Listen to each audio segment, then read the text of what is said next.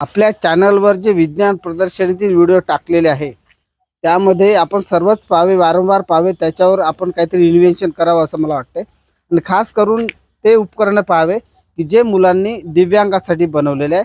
आणि खास करून त्या मुलीचं आणि त्या मुलीच्या पालकांचं मी अभिनंदन करतो की त्या मुलीच्या पालकाचं अभिनंदन करायला पाहिजे. त्यांचं नाव सोमेश्वर ईश्वर शेटे आहे. त्यांच्या मुलीचं नाव श्रावणी ईश्वर शेटे. तर ज्यावेळेस मी शहापूर येथे सर्व व्हिडिओ काढणं सुरू होतं माझं काम, तेव्हा त्या मुलीचे वडील माझ्याकडे आले आणि माझा हात धरून घेऊन गेले की म्हणे माझ्या मुलीचा व्हिडिओ काढा. म्हणजे पहा, त्या मुलीचे वडील लातूर इथले आहे, ते लातूर, ती मुलगी आणि त्या मुलीचे वडील लातूरचे आहे. आणि लातूरवरून विज्ञान प्रदर्शनीच्या निमित्ताने ते शहापूर येथे आले आणि त्यांची विज्ञान प्रदर्शनी सादर केली. आणि अशा पालकामुळे, अशा वडिलामुळे मुलींना आणि मुलांना प्रोत्साहन मिळते.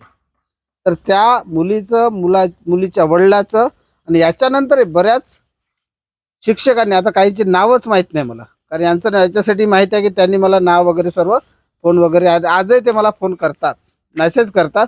आणि माझा एखादा व्हिडिओ जर चांगला वाटला तर त्याला रिप्लायसुद्धा देतात. त्याच्यामुळे त्यांचं नाव सांगतो. त्या मुलींनी जे बनवलं उपकरण रोबोट आहे तो, म्हणजे तो जो रोबोट असा आहे की एखादा दिव्यांग व्यक्ती, अंध व्यक्ती त्या रोबोटचा उपयोग करून खुर्चीच बनवली त्या मुलीने, एकदम म्हणजे अशी व्हीलचेअर नसते, व्हीलचेअर सारखी एक खुर्ची बनवली. त्या खुर्चीवर बसून ती अपंग व्यक्ती, ती दिव्यांग व्यक्ती, ती अंध व्यक्ती कुठेही जाऊ शकते. आणि समोर अडथळा आला तर समजते.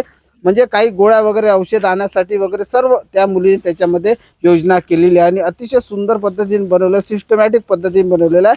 मला वाटतं त्या मुलीला त्यासाठी वर्षानुवर्ष संशोधन करावं लागलं असेल.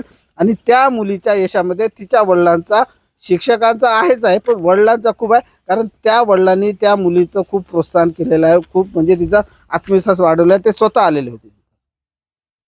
त्याच्यामुळे अशा पालकांचं अभिनंदन करतो. कारण असे पालक मुलांना आणि मुलींना प्रोत्साहन देत असतात आणि त्यांच्यासाठी वाटेल ते करण्याची त्यांची तयारी असते. म्हणून त्या मुलांचा उत्साह वाढतो.